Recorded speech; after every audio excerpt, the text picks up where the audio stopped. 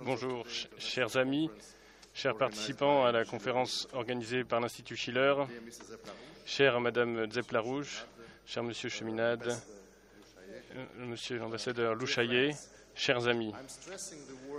J'insiste sur le mot « ami », car j'espère vraiment que je parle ce matin devant des personnes qui sont au moins prêtes à écouter et qui n'ont pas une vision précuite de la réalité internationale, comme celle diffusée par les grands médias occidentaux.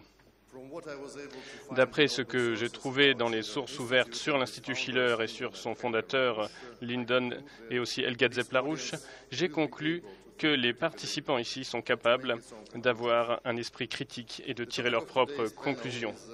Le thème de cette session est la paix dans le monde à travers une architecture de la sécurité et de développement mutuel au bénéfice de chaque pays.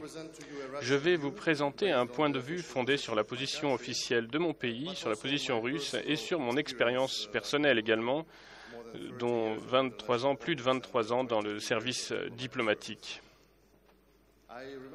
Je me souviens très bien de mes premiers contacts avec les lycéens américains à la fin des années 1990, la fin des années 80, début des années 90, au cours des dernières années de l'existence de l'Union soviétique. Il y avait un programme Caravane de l'amitié, dans le cadre duquel de jeunes Américains venaient visiter des écoles soviétiques et passer plusieurs jours dans des familles russes. Après des décennies de guerre froide, c'était une bouffée d'air frais.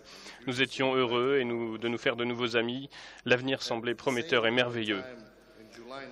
À la même époque, en juillet 1989, le président d'alors de l'Union soviétique, Mikhail Gorbatchev, est venu à Strasbourg pour prendre la parole devant l'Assemblée parlementaire du Conseil de l'Europe. Dans son discours historique, il a présenté l'idée d'une maison européenne commune et a proposé de substituer à l'équilibre géopolitique l'équilibre des intérêts afin de créer un vaste espace économique de Lisbonne à Vladivostok. Je note ici un lien avec le 7e point des 10 points pour le monde de demain d'Helga, dans la volonté d'éliminer les divisions géopolitiques d'un monde de blocs aujourd'hui.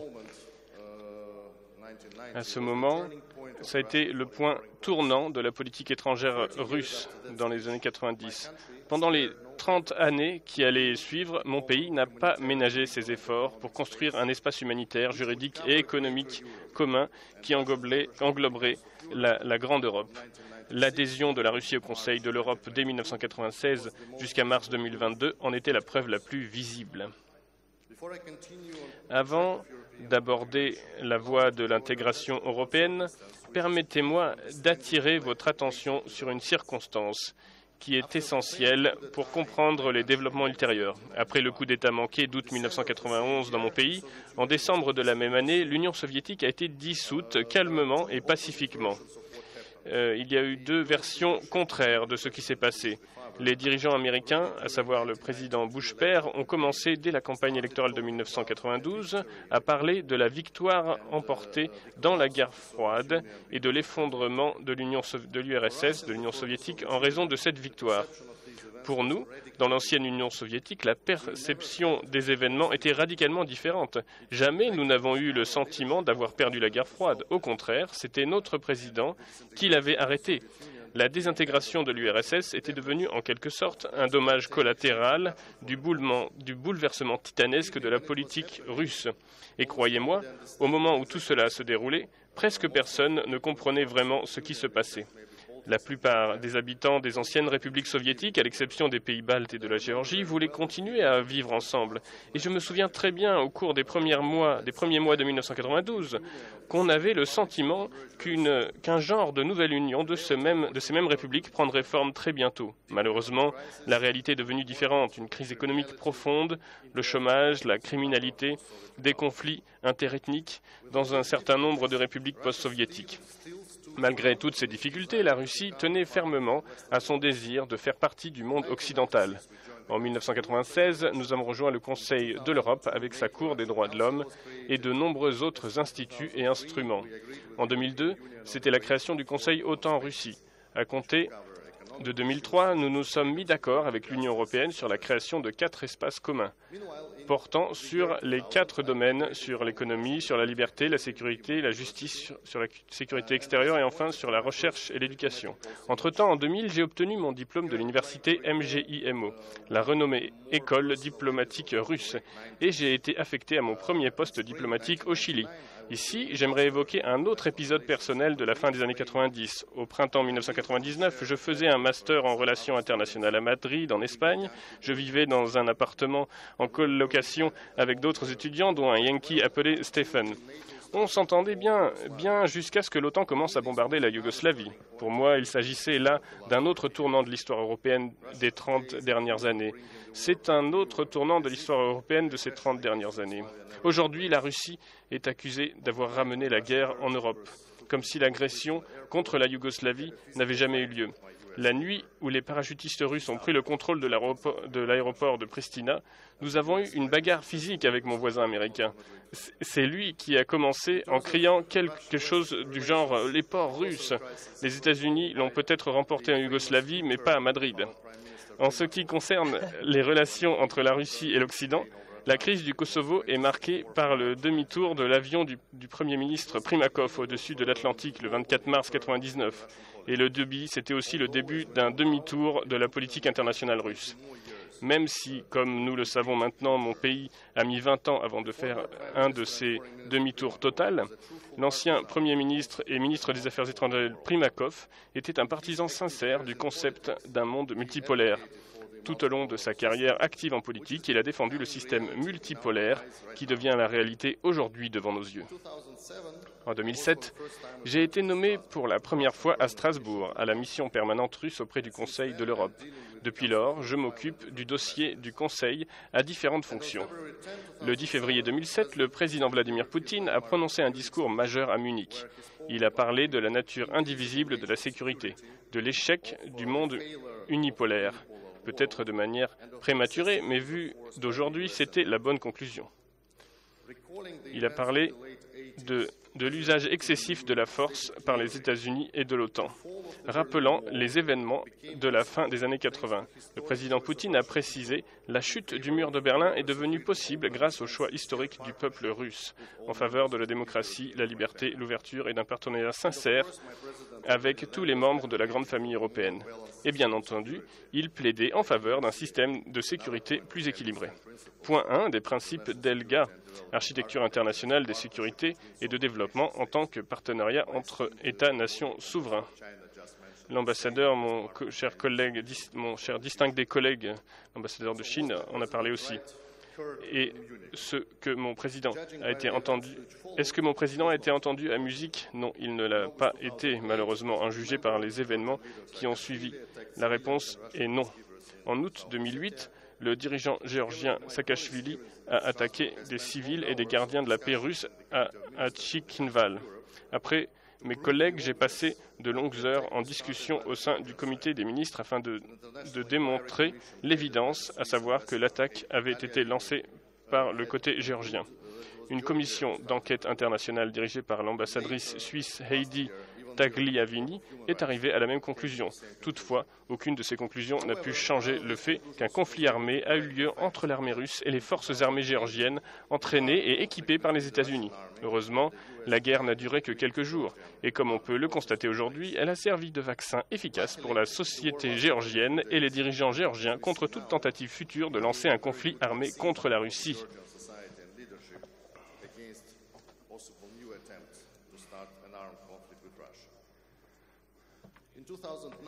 En 2009, nous avons fêté le 60e anniversaire du Conseil de l'Europe. L'ancien président Gorbatchev a été invité à prononcer le discours principal dans la cérémonie solennelle au Palais de la Musique ici à Strasbourg. À cette occasion, j'ai eu la chance de passer 3 jours avec l'homme qui a changé l'histoire. Dans mon pays, il est souvent considéré comme trop pro-européen. Mais permettez-moi de citer quelques messages clés de son discours de 2009. Je cite, « L'Europe n'a pas résolu la question clé, à savoir la création d'une base solide pour la paix, la démocratie et le développement, et la création d'une base solide pour la paix, d'une nouvelle architecture de sécurité. » Une autre citation du président Gorbatchev. C'est une citation, la précédente de Gorbatchev, pas de Poutine, il précise. Une autre citation, les racines des problèmes actuels se trouvent dans l'évaluation erronée des événements liés à la fin de la guerre froide et à l'éclatement de l'Union soviétique. Vous m'excuserez de cette longue excursion dans l'histoire moderne, mais je suis profondément convaincu que pour comprendre la réalité d'aujourd'hui, il faut avoir une image claire de ce qui s'est passé hier. De 2012 à 2015, j'ai été détaché comme conseiller politique au bureau du Conseil de l'Europe à Bruxelles. Cela m'a donné la chance unique d'apprendre à connaître la bulle bruxelloise. En outre, c'était l'époque où les bases de la crise ukrainienne actuelle ont été jetées. Vous vous souvenez peut-être que l'Union européenne et l'Ukraine négociaient un accord d'association assorti d'une zone de libre-échange qui devait entrer en conflit avec la zone de libre-échange existante entre la Russie et l'Ukraine. It was a period of time when foundations of the current Ukrainian crisis were laid. You might remember that EU and Ukraine were negotiating an association agreement with a free trade zone, which would enter into conflict with the already existing free trade zone between Russia and Ukraine. My close colleague and friend was among top Russian negotiators. Un collègue et ami à moi était parmi les principaux négociateurs de notre côté lors des négociations entre l'Union européenne et la Russie, cherchant à trouver une sortie de l'impasse. Selon lui, il n'y avait aucune volonté de la part de l'Union européenne de parvenir à un accord mutuel bénéfique au cours des négociations.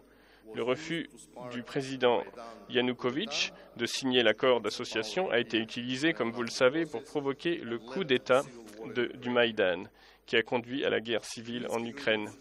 Puis, nous avons constaté une fois de plus le manque de volonté des dirigeants occidentaux de mettre en œuvre les accords de Minsk qui ont suspendu les hostilités ouvertes de 2015 à 2022. Entre-temps, nous avons tous entendu les aveux de M. Hollande et de Mme Merkel, selon lesquels ils n'avaient pas l'intention d'appliquer les accords de Minsk, qui avaient pour seul objectif de donner à l'Ukraine plus de temps pour se réarmer et pour conquérir par la force des régions rebelles.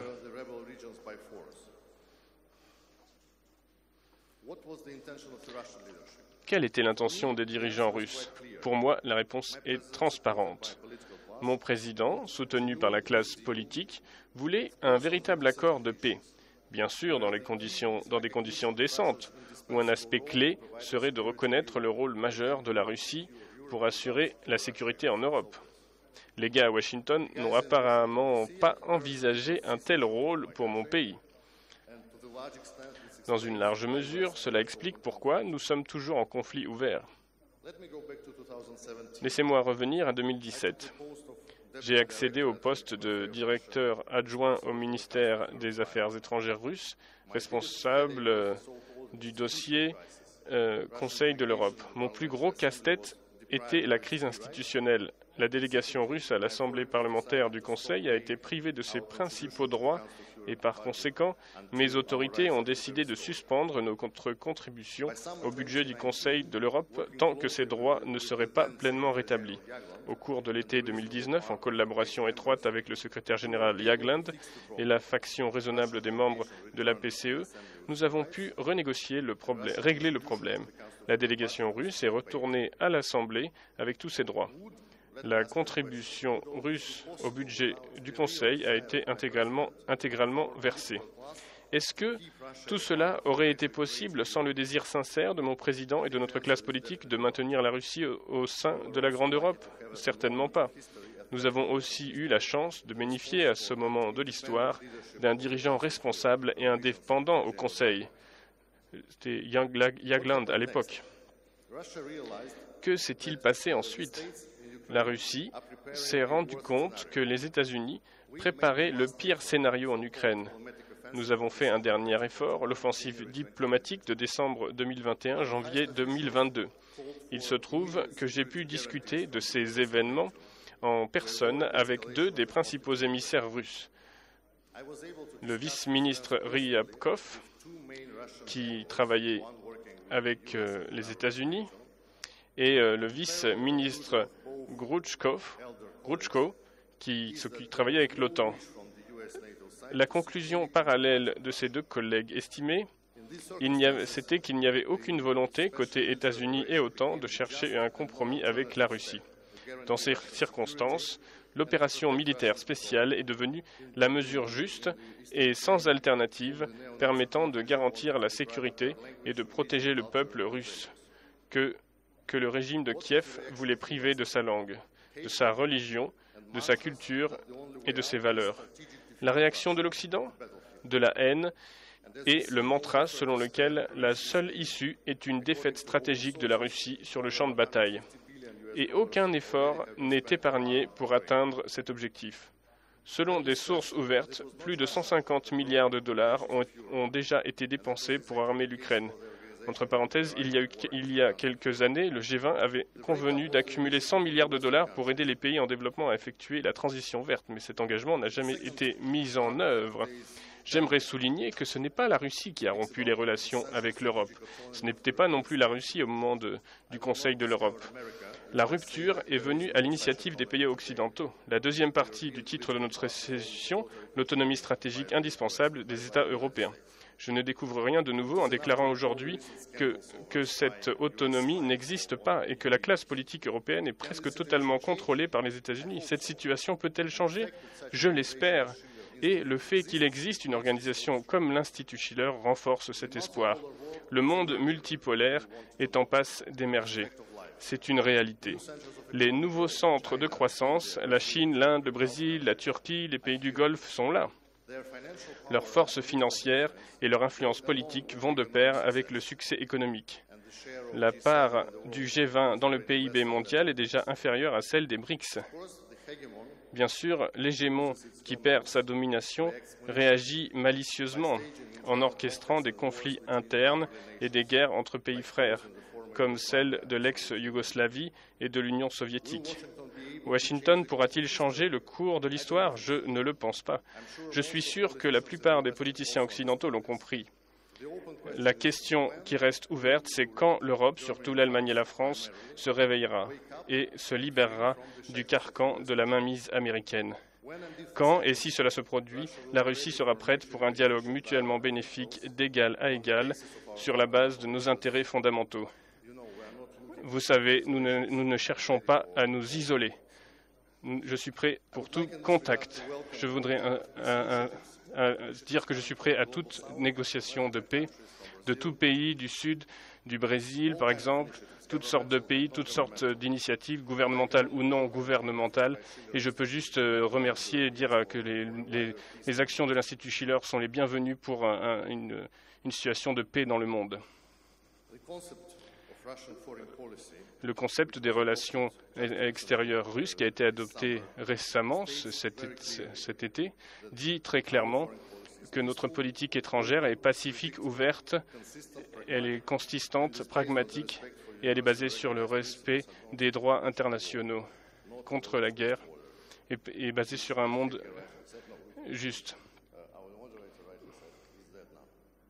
Comme Elga l'a défini. Un mot fini, un dernier mot. Il y a le Conseil. Il vous faudrait une plus forte Russie qui sortira de cette crise. Dans l'histoire, plusieurs fois, nous sommes sortis grandis des crises. Merci beaucoup pour votre attention.